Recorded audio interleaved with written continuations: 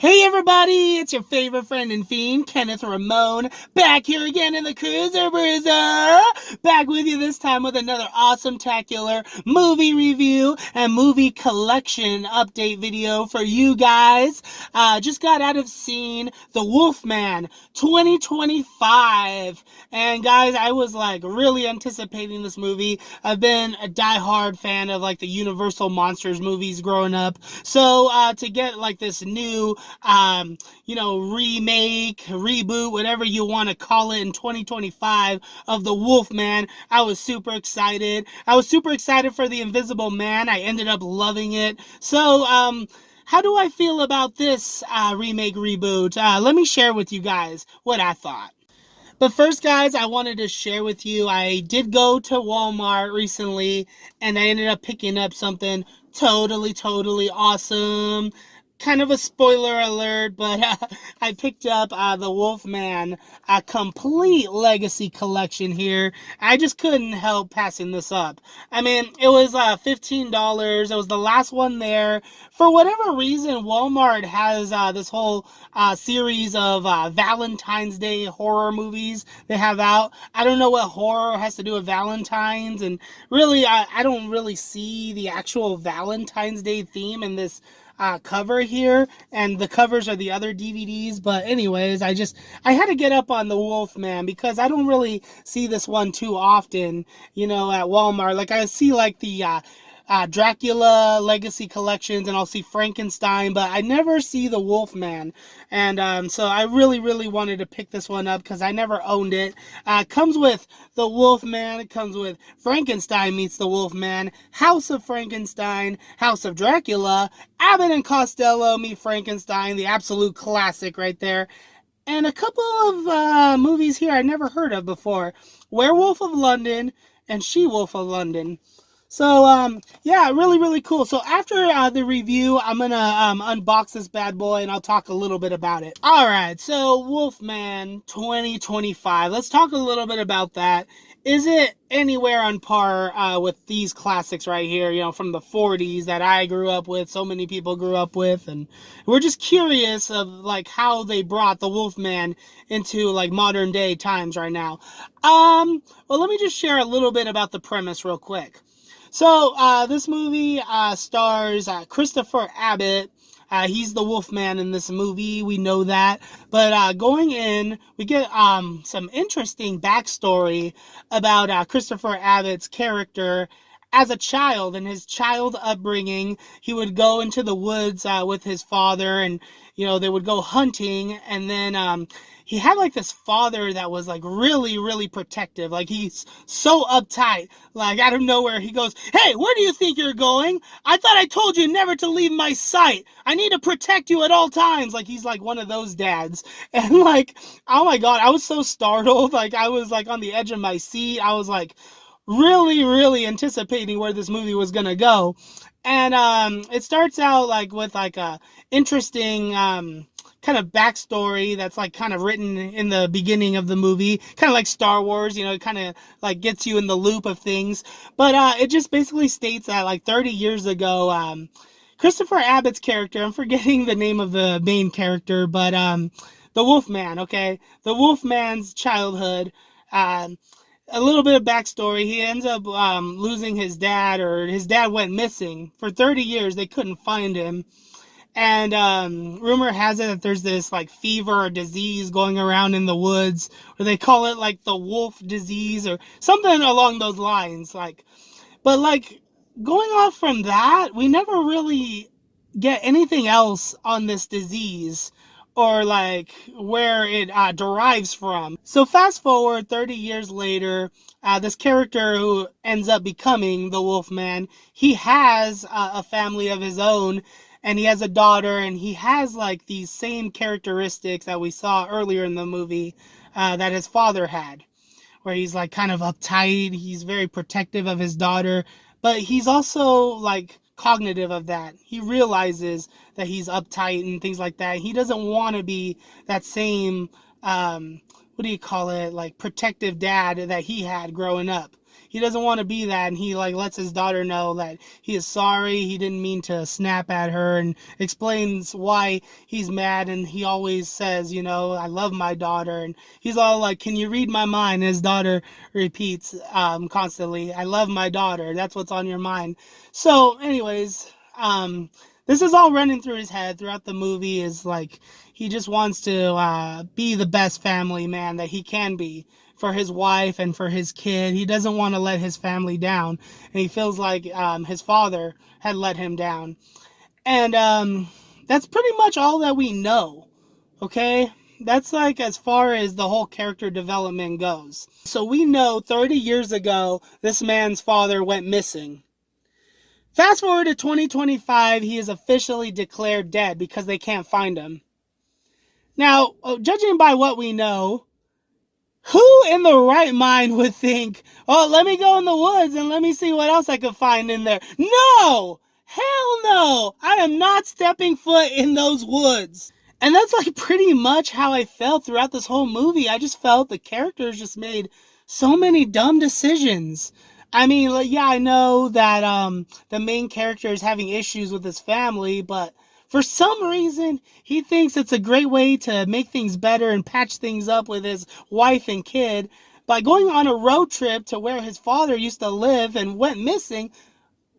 It makes absolutely no sense to me. Alrighty, guys.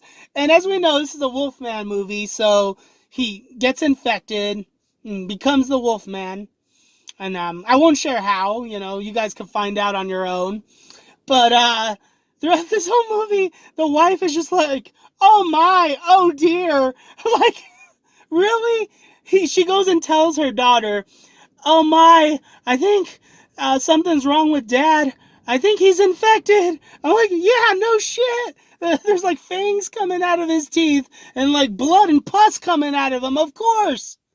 And then, like, one of the things I will say is really cool about this movie, and you guys could see it in the trailer, you get, like, the perspective of, you know, the other characters, the wife and the daughter, and you get the father getting his perspective on how he sees things. Like, you know how, like, dogs and cats see things differently, so you'll get, like, that infrared, you know, like, video effect, which is, like, really cool. Where you can't really like hear what the other characters are saying. You're seeing it through the eyes of the Wolfman. I thought that was really cool. There's some things I actually really did enjoy about this movie, but there's other things where like I'm like, huh? You know, and it's a lot to do with like the characters' decisions. They just make stupid decisions, and things just don't make sense. Like, okay, how they find the father's house, the Wolfman's dad's house.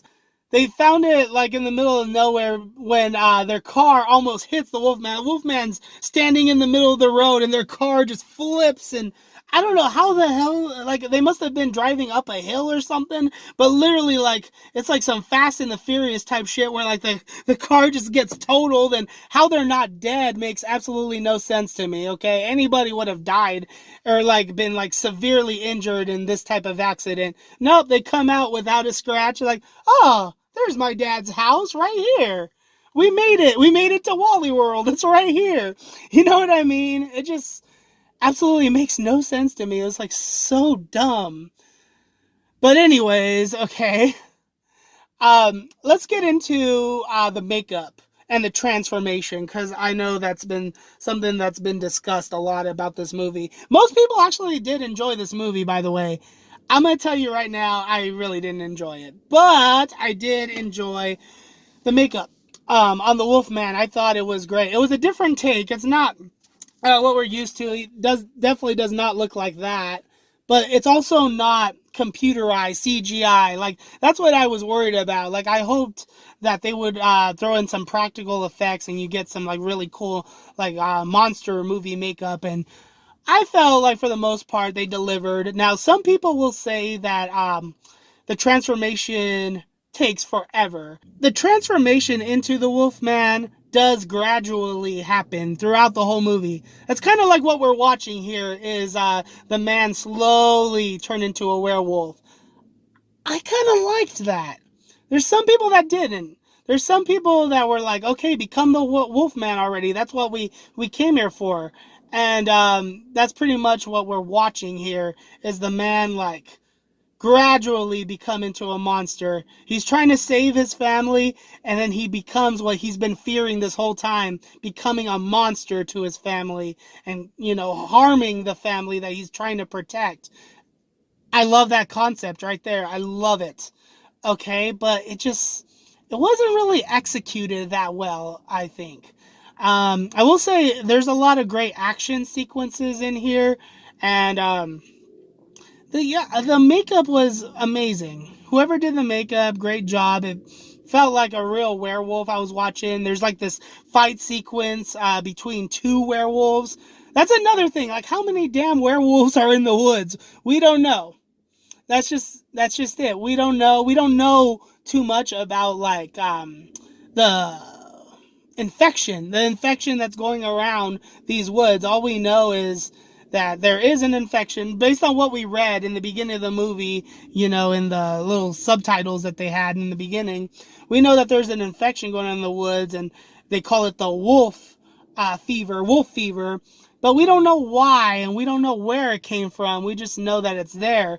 So it's like not confirmed whether this other wolf is the man's father or not. It could just be another wolf lingering around in those woods. So that there is another cool thing that I liked about the movie. It definitely has you thinking. Another thing I liked is that this movie is mostly set in the night, with the exception of the very beginning of the movie and the very end of the movie. It's all set at night. Now, whether it was set in one day, we don't know that because there's a part where the lead character passes out and then he wakes up. Now, we don't know how many days were in between, and I kind of like that. I like that too because it keeps us guessing. Like, oh, maybe they were there for a week, maybe they were there for one day, maybe that was an hour ago, and this is all taking place in one night. I think that's really cool. But yeah, come daylight at the end of the movie, no spoilers. I just found myself wanting more. I was kind of disappointed in the ending, and I looked around the theater and I felt like there was a lot of people that were let down too. Like, I kind of wanted to like it. There's a lot that I like about it. The atmosphere, the cinematography, the fact that it's shot all at night is super terrifying, sends chills down my spine. The movie is a slow burn in some cases. Like, there's a part where they find the house and they're just walking in there forever. And some people may like that, and some people will be bored. I found myself to be a little bit bored watching it, but I kind of understand why they did that because, you're just literally feel trapped because there's like a wolf man outside of the house and you don't know exactly what's out there, but you feel trapped inside this house, and all you can do is look around, and there was even like crazy like spiders crawling on the walls, and I thought that was really cool. So there's some things I really liked about this movie, and then there's other things where I feel definitely need improvement. Alrighty guys, well, before I get to my final thoughts on The Wolfman 2025, I want to thank you all so much for watching my video. If you like what you see so far, please hit that like button. If you haven't already, please subscribe for more awesome coolness. I really do appreciate all the support. As always, guys, thank you so very much. So there were some things I really liked and some things that I just didn't with this movie. If you're a fan of the Wolfman, you grew up your childhood, you may be disappointed, but it's definitely worth a watch just to kind of gauge your own opinion. I know that there were some people that actually really did enjoy this movie, and then there was others like me that just really didn't. And a lot of it has to do with the writing in it. Like, it just absolutely makes zero sense to me. It could have been better. They have an interesting premise, but it kind of just goes away after a while, and you're just more focused on the man who's transforming into a werewolf. And for some people, that might pay off, and others, it may not. Um, I just found myself wanting more. That's just it. The movie ended, the credits came, and I was just like, are you kidding me? That was it? And I just didn't feel like that sense of enjoyment where I felt like, oh my god, this was an outstanding movie. Kind of like when I got out of watching The Invisible Man. My mind was blown. You know, that movie took me through different directions, and I just found myself absolutely satisfied with the end result. With this movie, I can't say I was. I felt like it ended on a cliffhanger for me. Maybe that'll be resolved with a sequel, hopefully, because I just have so many questions that need to be answered. So, with that said, guys, I was thinking of what I wanted to rate this movie. I don't even think the movie was that good. That's just it. Like, I feel like this is definitely a movie that you shouldn't spend your hard-earned money on, you know? Go, visit some friend who has it on streaming or something, watch it at their house, rent it. It's not a great movie. And, yeah, man, I'm gonna give it like a D. I feel like it was a bad movie. I just didn't enjoy it. I can't even say it was just alright, that it was good, because I thought it could have been way better. So, well, guys, those are my thoughts on Wolfman 2025. Let me know if you agree with me, if you saw this movie, if you're interested in seeing it, if you want to just skip it. Let me know just what you thought of it in the comments section down below. Really do appreciate it. Well, as promised, guys, I wanted to share my latest DVD pickup with you guys. Wolfman Complete Legacy Collection. Yeah, that's a good question. Am I going to buy this next movie on DVD to own with this? I really don't think I will. I feel like this is enough right here. You can't go wrong with the classics. So I think I'm just going to stick with the classics. Another thing that I forgot to mention in my review, guys, what do you call it? I don't remember the main character's name. It sucks. I mean, I know I could look it up on my phone right now, but I prefer not to. I mean, I feel like it's part of it. Like, if I actually remember the character's name, I feel like the movie did a great job. I could care less, okay? But I will say, the actor who played the Wolfman in this one, he did a really good job. He was very similar to Lon Chaney Jr., in that he's like very shy and soft spoken, and he just doesn't want to become the Wolfman. Like, he sees it as a curse that he's like trying to get rid of. And that's the same in the new movie. He's very like soft spoken, and I don't know, because throughout this movie I was like, god, this guy's a horrible actor because he talks like this. I must do everything I can to protect this family. He talks in a monotone voice like that. It almost sounded like he was reading off his lines. I was like, god. To me, I don't know, that just sounds like horrible acting. You guys let me know what you think, but whenever somebody kind of speaks in a monotone voice like that, I know there are people out there that are like that speak like that, and that's what I'm saying. Like, maybe he was trying to go for like that awkward character, kind of like Lon Chaney, where he's just very shy and, and soft spoken. Maybe he was kind of going for that, but oh my gosh, like, the monotone voice was killing me. Like, seriously, this guy, I thought throughout the whole thing, man, this guy's a horrible actor. Anyways, yes, so I wanted to unbox the Legacy Collection with you guys. Looks like it's got like the old school DVD packaging here. Let me know if you guys have seen Werewolf of London and She-Wolf of London. So I never heard of them before. I looked it up, and they're actually older movies than the Wolfman. They actually predate Wolfman. Like, Wolfman kind of took their spot, because the Wolfman was made in 1941, and Werewolf of London was made in 35. So, but yeah. So this is what it looks like inside. We got 1, 2, 3, 4 discs. All right, nothing too fancy, just like the regular discs with the name of the movie on it. And then it's got a little ad right here, so you could buy all of the Legacy Collection titles right here. And in the back, it's got Alfred Hitchcock DVDs and Blu-rays right there. So yeah, pretty cool. That's pretty much it.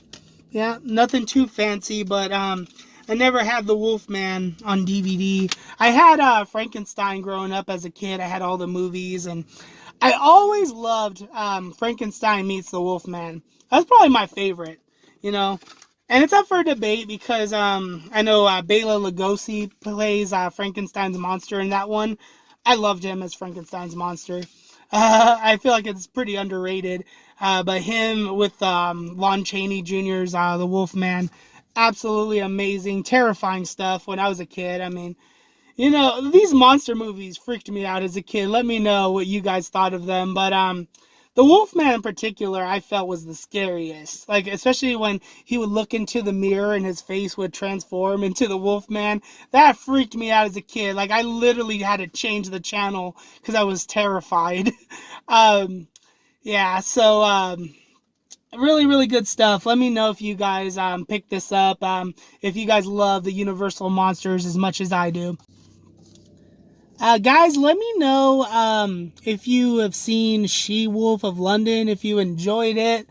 I was kind of reading up on it, and there was some people that were disappointed because it's not really a monster movie. Like, the woman in the movie doesn't transform into a monster.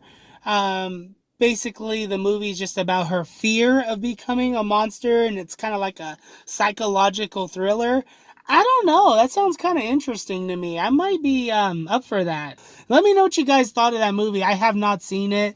I'm interested. You know, that was one of the reasons why I was kind of iffy on picking up this Legacy collection, because there's like a couple of movies here that I honestly don't think belong. Because Werewolf of London and She-Wolf of London don't have anything to do with the Wolfman. Yeah, they're werewolf movies. Yeah, they were produced from Universal Pictures, but they're not Wolfman movies. So why is it in this collection? You know, I guess they just needed a couple of other movies to throw in there, but I don't. I could be wrong. Let me know what you guys think. I haven't seen those movies, so I'm definitely in for something. Anyways, guys, that is my video. Thank you so much for watching, and yeah, subscribe because I got some more awesome goodness for you. There's a couple of titles I want to pick up at my Walmart. I know Smile 2 is coming out. I was very pleasantly surprised by that movie. I can't wait to share my thoughts on it with you guys. So, anyways, stick around. Kenneth Ramon signing off. Bang!